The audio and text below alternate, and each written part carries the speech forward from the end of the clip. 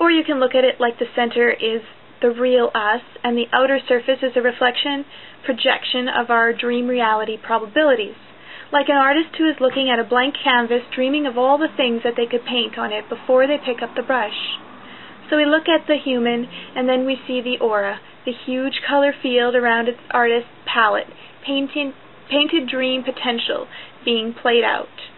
There are so many layers to the aura as well, as each idea sparks another dream possibility and probability, stretching out to an infinity spiral.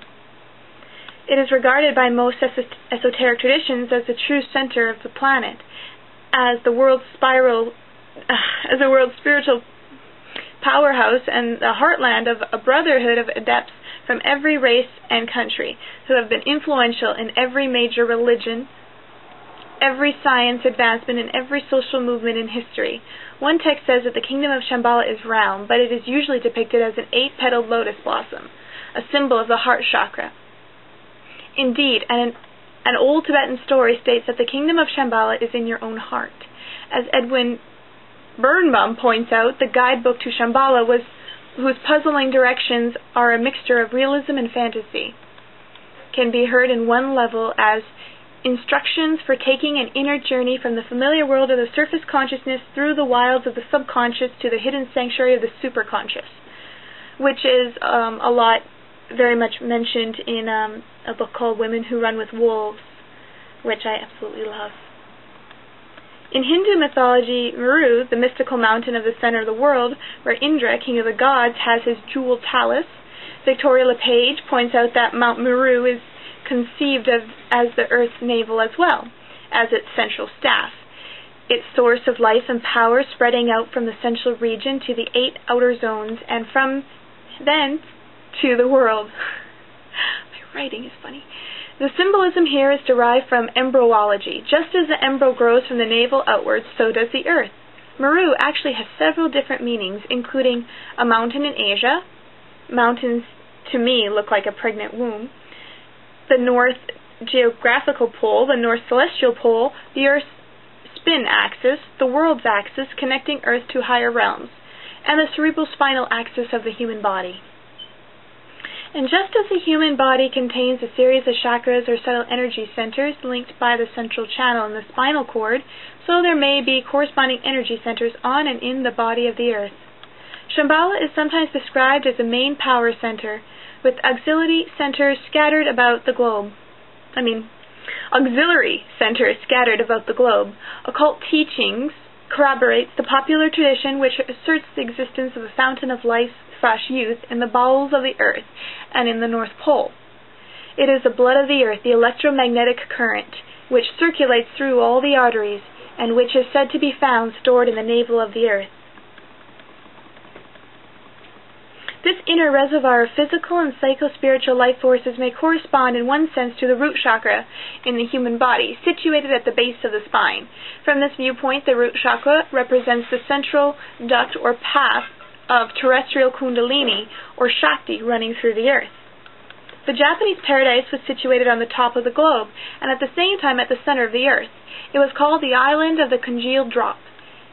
Its first roof pillar was the earth's axis, and over it was a pivot of the vault of heaven. Similarly, the Chinese terrestrial paradise, round in form, is described not only as that of the center of the earth, but also as directly under Shangti's heavenly palace, which is declared to be in the pole star, and is sometimes called the Palace of the Center. The Egyptians located their Taniter, which I cannot pronounce, or land of the gods, in the extreme north. Today, there is an echo of these ancient traditions in the fact that children send notes to Santa Claus or Father Christmas in his wonderland at the North Pole asking for gifts. The Eskimos have legends that they came from the fertile land of perpetual sunshine in the north. They believe that after death the soul descends beneath the earth, first to an abode rather like purgatory, but good souls then descend further to a place of perfect bliss where the sun never sets. In Psalms 48:2 of the Bible, Mount Zion is said to be in the far north, and in Ezekiel 28:13-14, Eden, the garden of God, is placed in the holy mountain of God. In Hebrew tradition, the primeval the primeval Eden is sometimes said to be at the center of the earth. According to the Hindu Kurma Purana, an island called White Island lay in the northern sea, the paradisical homeland of great yogis possessing supreme wisdom and learning.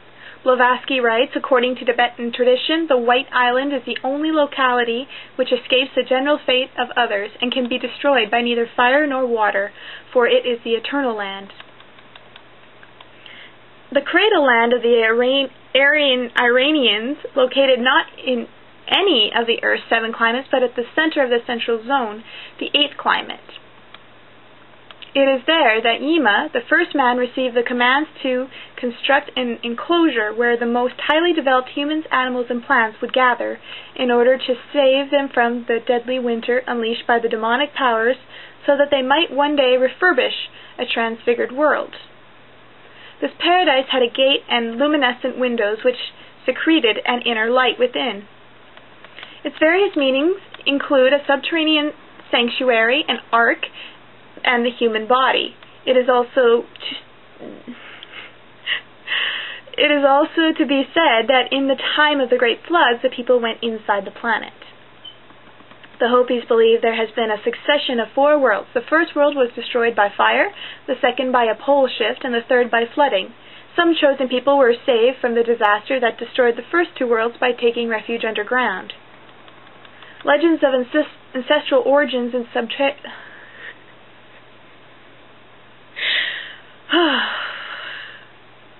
Legends of ancestral origins in subterranean lands are also found in Africa and Australia. I want to include the whole world here.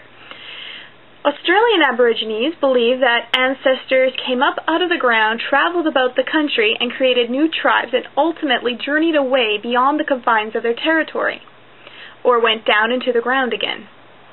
According to the native traditions of Caroline Islands, Papua New Guinea, and Malaysia, a subterranean race of giants went underground in ancient times. Once inhabitants of the lost continent of Shamat, they will one day emerge and remake the world. Natives of the Trobriand Islands believe that their ancestors... Where is the Trobriand Islands anyway? I've never heard of that. Okay. Natives of the Trobriand Islands believe that their ancestors emerged from a subterranean existence through a special hole. Tribes in Bengal and Burma also believe their ancestors emerged from a subterranean world. It is said that the Bermuda Triangle was a special way to get into the center of the earth. I feel like a lawyer here making my case today.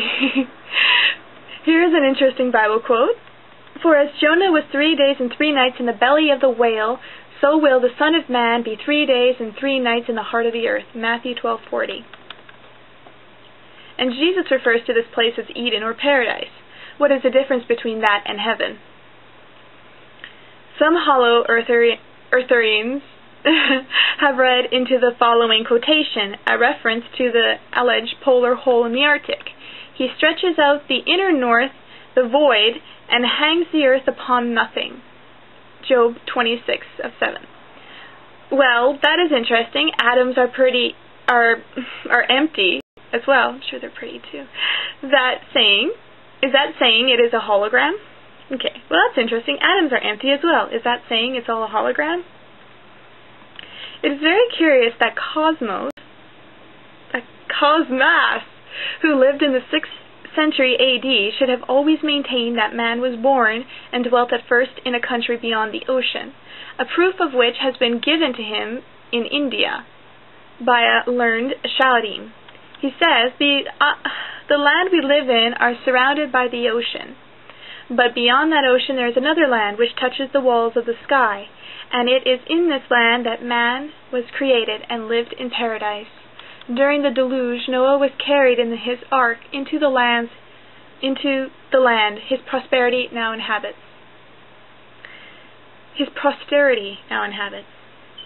Because you guys are having fun with this. The Christian topography of Cosmas and his merits are well known, but here the good Father repeats a universal tradition, now, moreover, corroborating by facts.